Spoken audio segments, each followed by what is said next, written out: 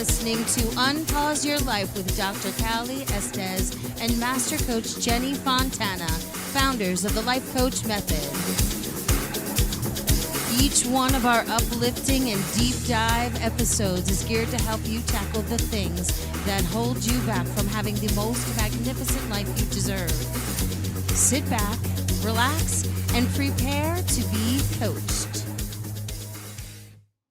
Hey everybody, Dr. Cali Estes, Unpause Your Life. I am so excited today to have a guest that you all know, Brian Cuban, and he is an attorney, an author, and mental health awareness and recovery advocate.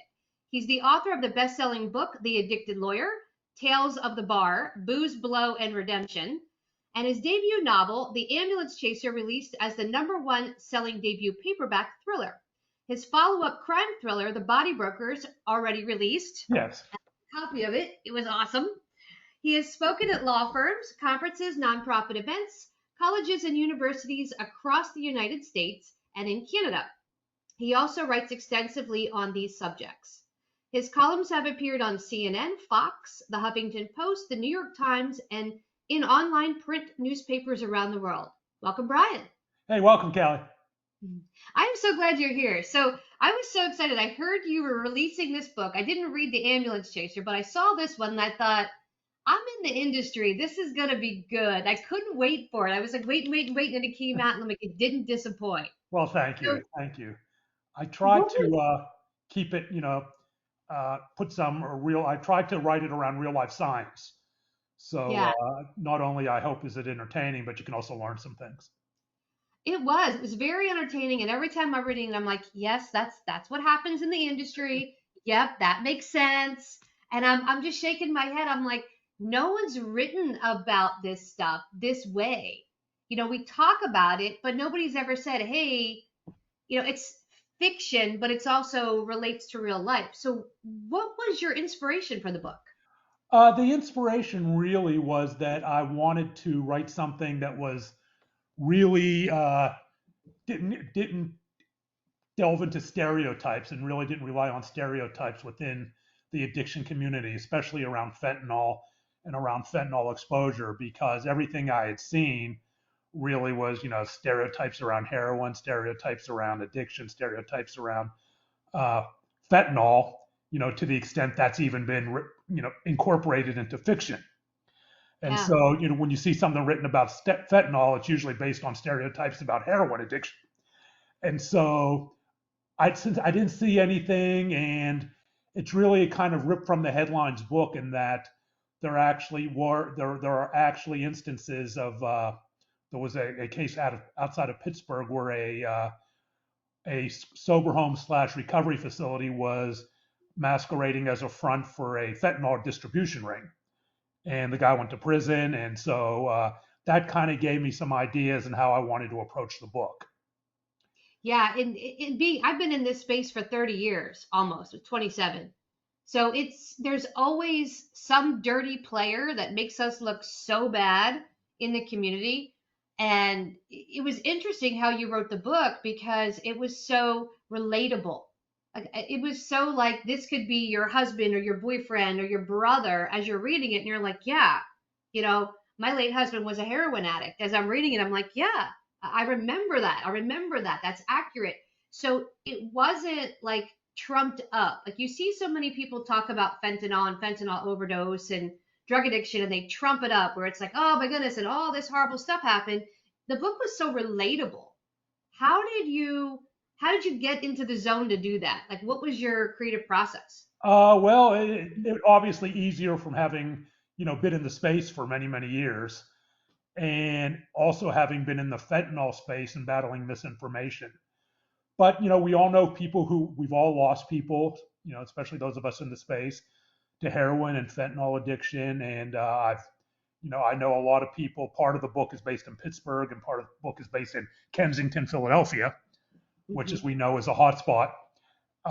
And I've known people who have lost people in both those areas.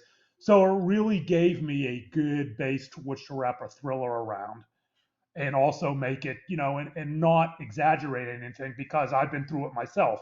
Of course, in fiction, you have to take literary license, and you have to make things exciting, right? Because there's countless books written about addiction, and there are countless addiction memoirs, and there are countless books that incorporate cartels and heroin in terms of thrillers. So I didn't want it to be that. Yeah. So, in terms of my book, really, I think it's probably the only book, I'll go out on a limb and say, the only thriller that actually addresses the science of fentanyl exposure without exaggerating it, right? What really addresses what really happens and what is science, what is myth. And I also talk about, how fentanyl actually gets into the country. Which is a little bit of a political talking point that I'll stay away from. But I wanted to address those things and incorporate them in an entertaining way to the extent you can. Yeah, you did a great job. There's so much out there on the market that's either like trumped up with the glamour and the glitz of, I was an addict and I did all these horrible things and now I'm not. So it's nice to see something that's relatable, that's factual, but also in a fiction sense. So I loved it. I've already given it to 2 clients. Well, And thank you. Yeah, and I mean, addiction, as and as I know, having dealt with cocaine and alcohol for many years, it's not it's not glamorous. While you're in the middle of it, sometimes there's a saying, cocaine's fun till it's not, and it's a hell of a drug, right? But yeah, you know, wrapped around all that for me was 2 trips to a psychiatric facility near a suicide attempt, 2005, 3 failed marriages, losing my career as a lawyer. That is not glamorous. And it's interesting, Callie, when we have this debate, is addiction a choice, right? Well, substance use disorder, we know it's not. Obsessive compulsive substance seeking behavior in the face of known and probable consequences. But I say, look, if I could turn back the clock and I could say, you're going to do this line of coke, and what's going to follow is all of these consequences, and that's going to be great, right? That is not a choice. I didn't choose those things, and so that's the way I try to explain it. No, that was not a choice. Maybe doing the first line in that bathroom in Dallas, Texas, in 1987 was a choice. It was a choice influenced by a lot of psychological issues and a lot of trauma, trying to feel a different way about myself. But so we could technically say that was a choice, but I didn't choose all of these bad things that happened afterwards. yeah. When I'm working with families, a lot of times when they say it's a choice, I always say to them, I want you to quit sugar and caffeine. And they kind of look at me and go, well, I could do that. It's easy. I say, okay. And then on day 3, they're in full blown withdrawal Yeah. because sugar is very similar to heroin. And they're having all these withdrawal symptoms and they're cranky and why me and I can't do this. Oh, well, it's a choice. You can choose sugar or not. And it kind of gets them to understand what addiction really is in the brain and how it works. Yeah. I mean, and there's, and you become dependent, then you become addicted, right? Psychologically addicted, and I mean, and that's kind of what happened to me, right? I became addicted to needing to not see this monster in the mirror that had seen since I was 18 years old, and the only things in my toolbox were unhealthy behaviors, destructive behaviors. I Yeah. needed to, and psychologically dependent and physically dependent. So let's go back to you're practicing law. You're in the bathroom in 1987 in Dallas, Texas. And what does the rest of your story look like to now? Like, how did that get out of control? How fast did it go for you? And what did It it got look out of control really fast because you really also have to understand, and I'll abbreviate it, the journey to that point. There was a lot of trauma in my childhood, a lot of fat shaming, a lot of bullying. I was physically assaulted over my weight. I was a heavy kid. And and combine that with a very shy personality as it was, right? I was a very withdrawn type kid, middle child. And this all came together anytime I saw my reflection, all I saw was this monster, this fat pig, as I was called, consistently. And I was looking for a way to actually love myself. And standing in that bathroom, getting that first line of cocaine from a dealer in that bathroom in Dallas in 1987, in my 26 years at that time, I had never loved myself, not once, not once. And so I did the line, and all of a sudden I loved myself. And I looked in the mirror, and for the first time, I saw a handsome Brian. First time I saw a Brian who was, you know, social, and the girls were going to like Brian, and Brian would be able to talk to girls and all these different things. And who wouldn't want that after hating yourself for 26 years? And so cocaine highs wear off. And all of a sudden, Brian hated himself again. So Brian had to, find that dealer again, gave him my last $100 for a gram of blow, and Brian loved himself again. And cocaine and alcohol took over my life. I failed the Texas bar exam 3 times as a result of drugs and alcohol. But I finally became a practicing lawyer, and I became a practicing lawyer who would be doing cocaine in the state courthouse, the federal courthouse. I was showing up to hearings high, show up to meetings high, and people hear that and they say, well, didn't you know you can go to prison? I said, yes, I was addicted. I wasn't stupid, right? Of course I knew I'd go in a federal courthouse and do cocaine, walk through the metal detector and all that with a baggie in my pocket. Of course I knew. But I was trading in 2006, and funny story around that, I was trading Dallas Mavericks championship tickets to my dealer for $1,000 in cocaine. For people who don't know, my older brother is Mark. He doesn't anymore, the Dallas Mavericks. And so I was able to get those tickets, and I was trading them to my cocaine dealer for $1,000 in cocaine. And so, but eventually everything came crashing down. It didn't make me feel any better in the long run. I became more depressed. I had multiple failed marriages. And finally, in the summer of 2005, I saw nothing but darkness. I decided I was a black hole, a black stain on the Cuban name, and I decided to end my life by suicide. And what's interesting about that in 2005 is I was still having some good financial years as a lawyer, but I was not an ethical lawyer. I was not practicing law in the right way. It was more important for me to have money to fund my cocaine habit and my drinking and my partying. I was like a Better Call Saul. I was Saul Goodman without the drug cartels. I was just going to ask, as you're describing this, I'm like, I see Better Call Saul right Yeah, in my. I was Saul Goodman. It's all good, man. I was Saul Goodman without the drug cartels. Oh my God. That was really me. And so I decided to end my life by suicide. And it was close. It was a friend of mine got a disturbing email from me. He reached out to both my brothers, Mark and Jeff. Jeff came into my house first. Mark was in LA, and he flew in.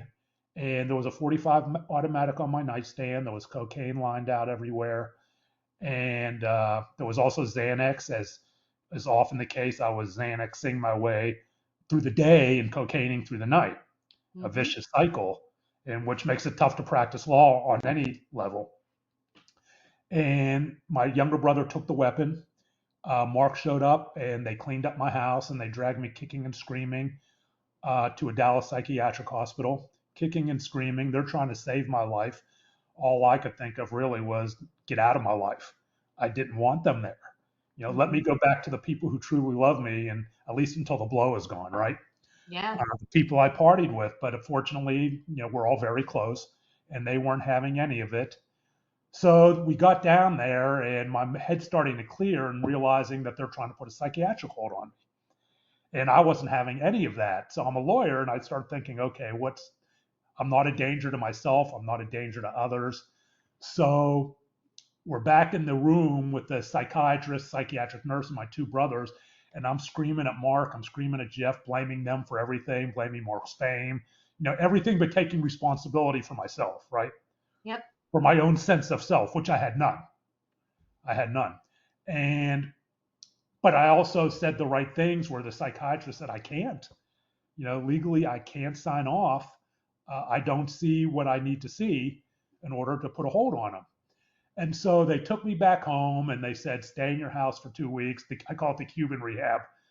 Stay in your house for 2 weeks. And they took my car keys, and everything's going to be fine. That's not how addiction works.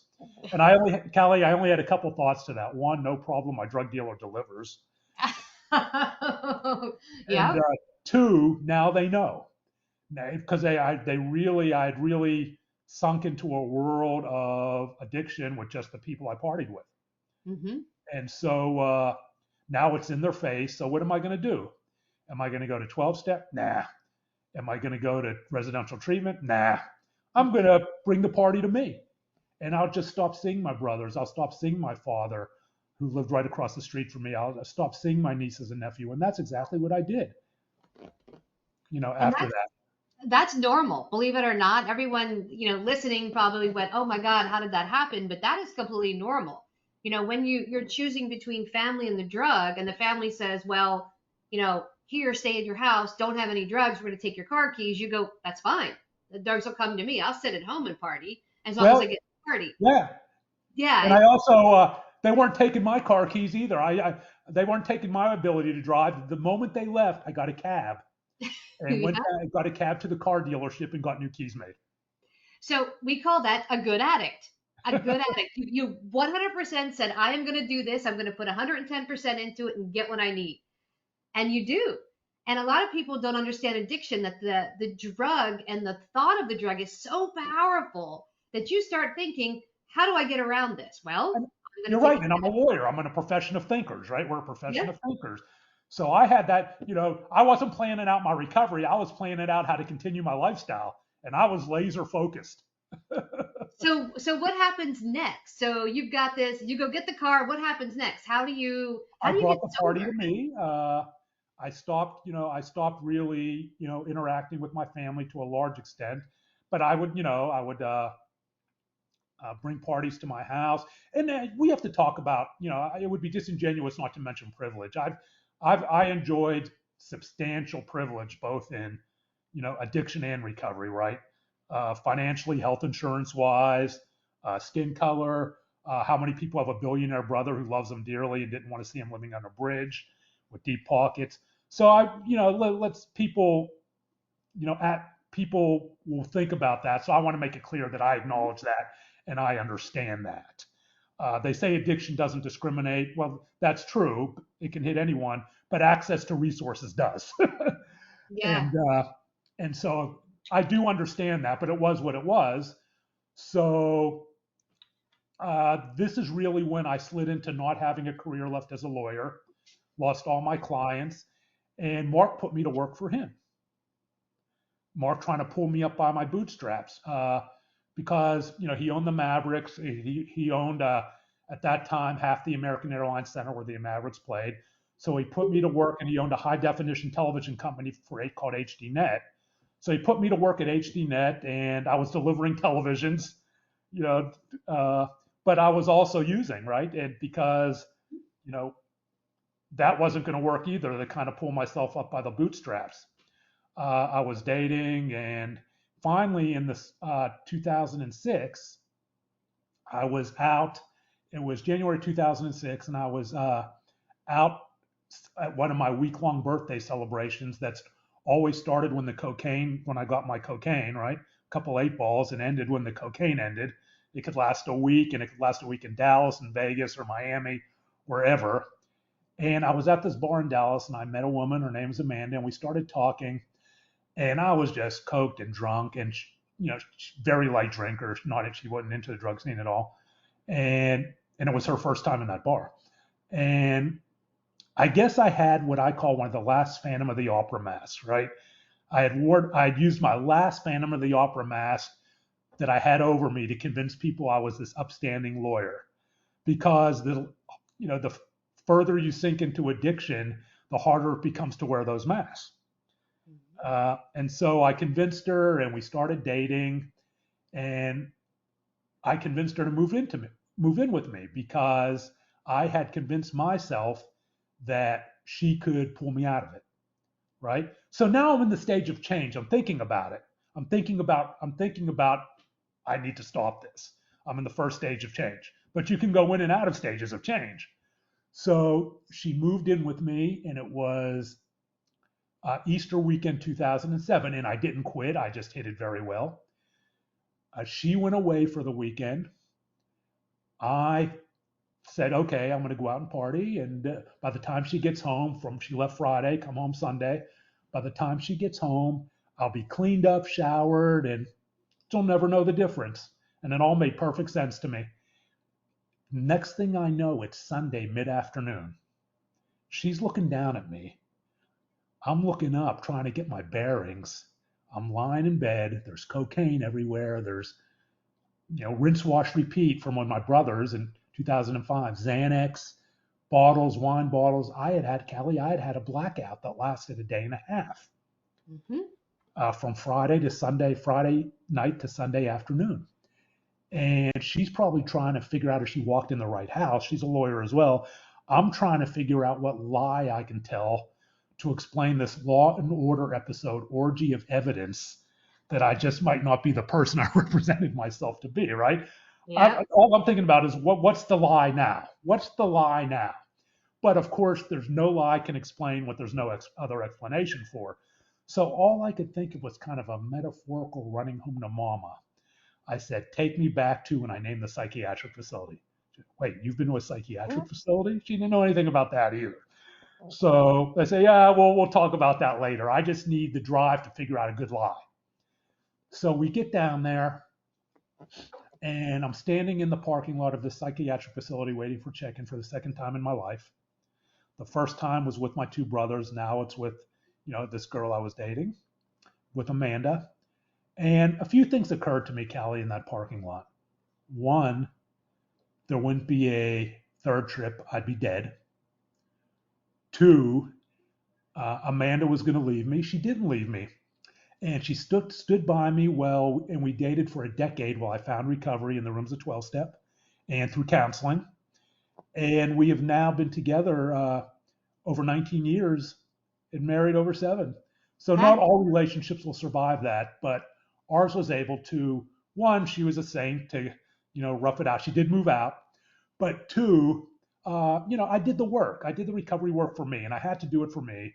Couldn't do it for her because people leave, right? Spouses leave, spouses pass away, family passes away, lost both my parents in recovery, pets die, we have trauma, and all those things, in life is a trigger. And so we were able to survive that. And she has been a great resource in my recovery moving forward. And I thought about my father, the last thing. My father, who was the greatest generation, a Navy Seabee, fought in the Battle of Okinawa, fought in Korea. He and his brother Marty owned what is known as a trim shop in Pittsburgh. They reupholstered car seats. That's what they did from the end of the Korean War till his brother passed away in 1999. And my father was the middle of 3 boys like me. And my father used to say to Mark, Jeff, and I growing up all the time, he'd say, guys, whatever you do, whether you go across the country, across the state, across the world, pick up that phone, tell your brother you love him, make sure your brother is okay. This was the relationship he had with his brothers. And he was passing down this gift of family to us, which is another privilege, because as you know, broken families, estranged families are abundant in addiction. And he was giving us this gift. And in standing in that parking lot, I realized that I was on the precipice of losing this gift, right? Not that my family had stopped loving me, but they had had enough. They had had enough. They had come to the point, everything is that gray area between love enablement and recovery, right? Where is it? And it's different for every family. And they had finally said, this is it. You got to do it. There's nothing else we can do. And I didn't want to lose my family. And if you want to know how that gift stuck, all these decades later, we all live 1,200 miles from Pittsburgh. Mark, Jeff, and I all live in Dallas, walking distance from each other. That's not an accident. And until my father passed away in 2018, he lived across the street from me. Not an accident. Here in Dallas. And so it was in that parking lot, I decided that it was time. Wow, that's a really powerful story, and it's amazing that Amanda stuck with you and weathered that with you. Because I as the spouse of an addict, my late husband, it was rough. I mean, you go through a lot as the And partner, yeah, pulling and them. I put her through a lot. And I put her Yeah. through a lot. And it was rough at first, right? Mm-hmm. Because the trust was gone. Yep. She moved out, the trust was gone. And you know how it is. The first thing is, okay, what can I say? What can I do to restore that trust? What can I say? It's actually just what can I say? Yeah. And she was smarter than that, and I tried. You try to say all the things. Oh, it'll never happen again, and all this stuff. And so the next day, I walked into my psychiatrist's office. Again, privilege. I was able to see a psychiatrist who I'd been lying to. Well, why would you lie to your psychiatrist? Shame knows no hourly rate, right? I Mm-hmm. was ashamed, and I finally started getting honest with him, and he said, well, you have, and this was back in 2007. So he said, we can try treatment. And my ego was still out the door, and I refused to go to treatment. I can't go to treatment. I'm a busy lawyer. I had no cases. I had no clients. It literally, again, privilege. Mark was literally supporting me as his employee, even though I really wasn't doing anything. Privilege, pure privilege. And he says, well, what about 12-step? And there was a 12-step, place right next door, literally right next door to his office. And I said, doctor, I can't go to 12-step. I see them smoking out there. Secondhand smoke will kill you. Right? That I literally said. There's always a reason. And, he's, but I knew I had to do something. But I just was very resistant to treatment, because in my mind, then everyone was going to know. Then it was out if I went to treatment. And Right. and so I decided, okay, I said, I'll go to 12-step. And there are many paths to recovery. This was 2007. These were the only two options I was given. Mm-hmm. And for me, abstinence had to be the path, because there was going to be no such thing as one line of cocaine and one drink, right? So the paths are many, but for me, it had to be abstinence. And it would be the same thing today, I think. So I agreed to go to 12-step. And so he said, go, just go right now. I said, what do you mean now? Yeah, it's right next door. It's, it's coming at noon. There's going to be a noon meeting. Go. So I walk over there, and I'm looking down the hallway to the door, and I'm doing a couple fake walks down the hallway, peeking in. Is this the deli? Oh, sorry. And I finally made my way in, and I sat in the corner, and I was crying, and I smelled, and hadn't changed clothes in a couple days. And when I sat down, Callie, you know what was on my mind?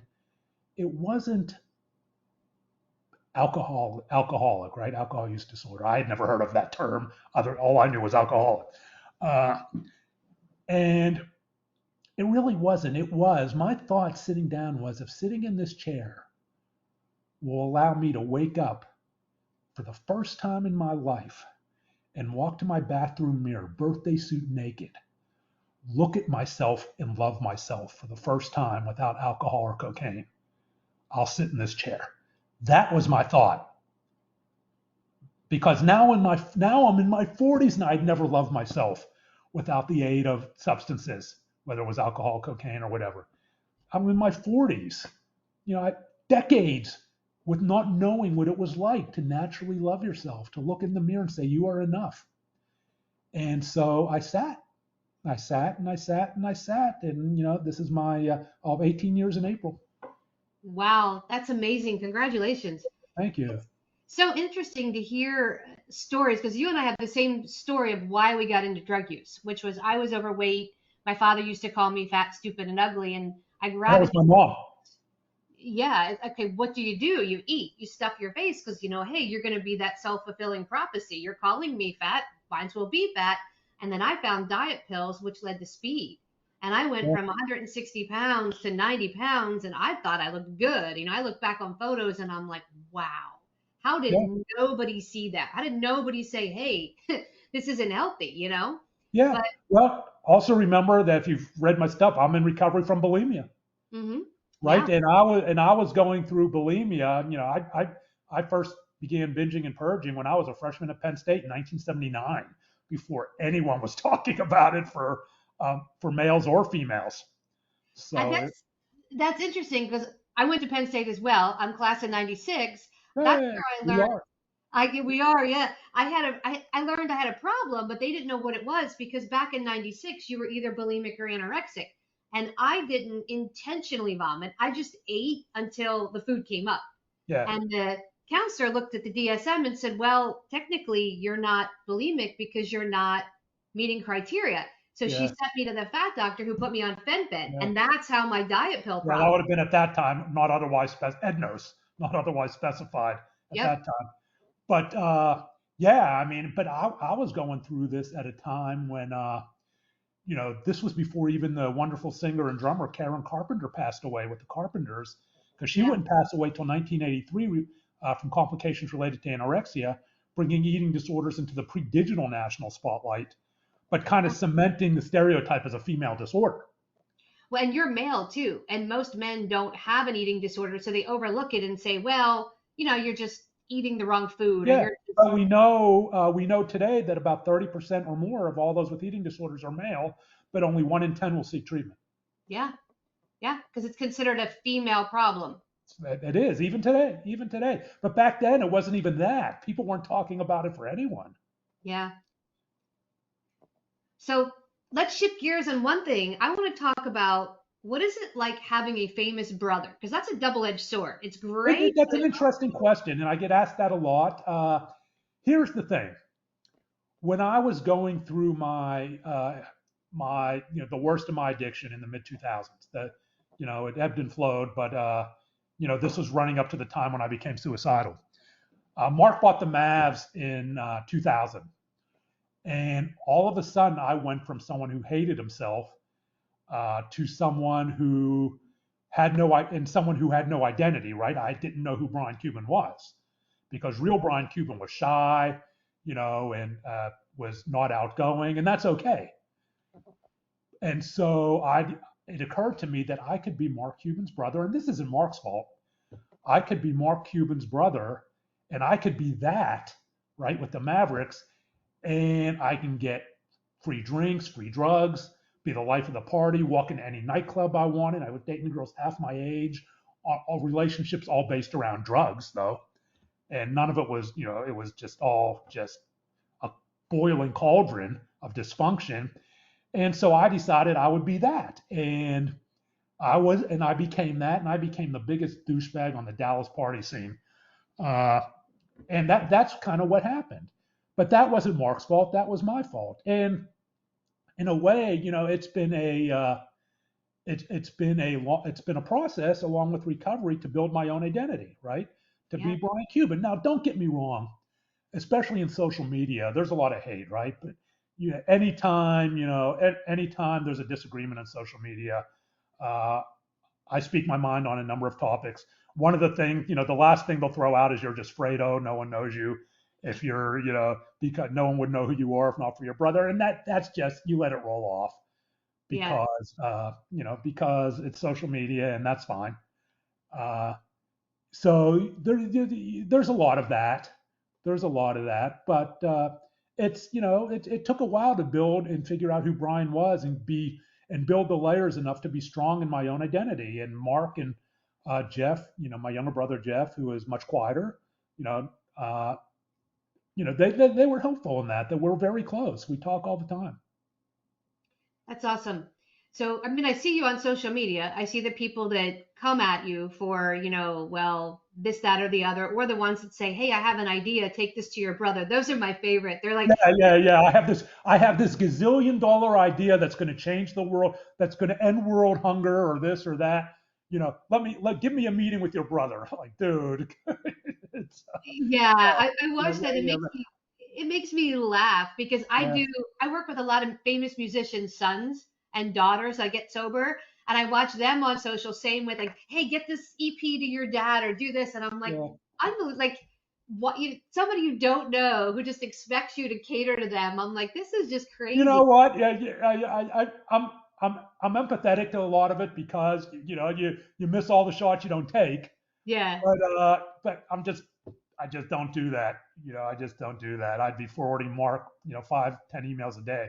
But, I was speaking one time I was speaking one time in Canada. I was speaking outside of Winnipeg, and I gave this talk, and there was this other guy, this other speaker that was following me, and I don't know, he just didn't like me, and he goes, and I'm taking questions at the end, and he raises his hand and he goes, "What's it like?"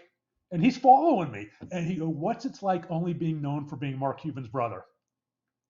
Oh. And I looked him in the eye and I said, "You know what? It doesn't suck." That's a good answer. I like it. I'll see you on the private jet you won't be on. Yeah, there you go. See, and there's so much judgment because it's this weird jealousy. Like, Mark's self-made. So it's like, why are people jealous? If you really look at people that are self-made, you emulate what they did and you figure out how they got there. You don't sit there and complain about it, And he could have used you as a resource and been like, "Well, your journey is amazing, and I'm, glad to share the stage with you." And it just amazes me how people. It just, really, I've heard it all. So you just let it roll off. You just let it roll off. That's crazy. Think of what Mark gets. He just, you let it roll off. Yeah. Well, you're the middle child, so usually the older child. I'm older. We usually take more heat, more like. Oh yeah.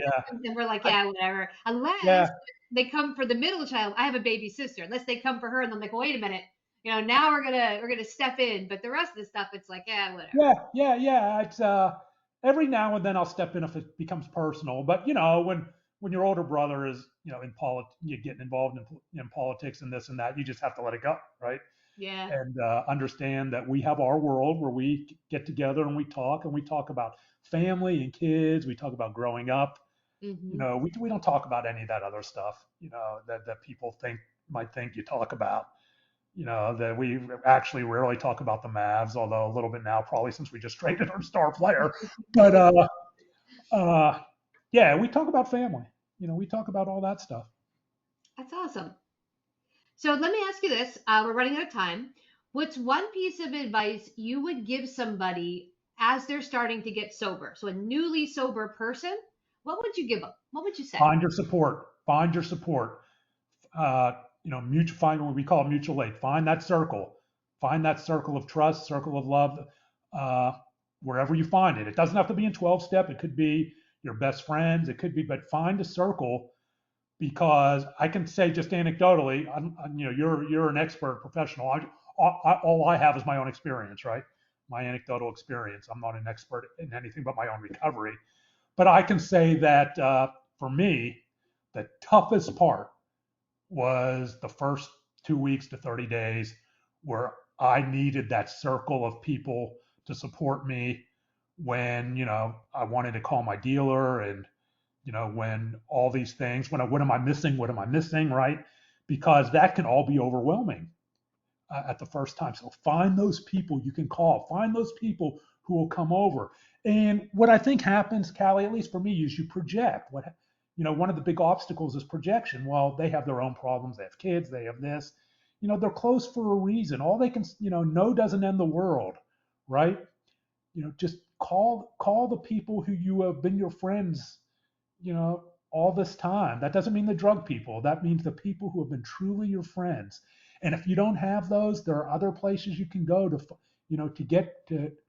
build that circle of support. For me, it was 12-step. For you, it may be something else. That's awesome. That's great advice. I want to thank you for coming on the show today. And we're going to put your book up. So we'll have links to this so you guys can get it on Amazon, which is exciting. And I want to thank you for sharing your story and your advice. I really appreciate it. Thank you, Cali, for having me on. I've been looking forward to this, and it was great to finally get to speak with you. Our paths have crossed many, many times. So this was great. This is awesome. So thank you for listening, everybody, to Unpause Your Life. My guest today was Brian Cuban, and we're going to put all the links up in the show notes so that you can grab his book and interact. Have a great day, Thank you, guys. everybody. Thank you for listening to Unpause Your Life with Dr. Cali Estes and Master Coach Jenny Fontana. Head over to www.thelifecoachmethod.com to learn more about coaching yourself and how to become a master coach.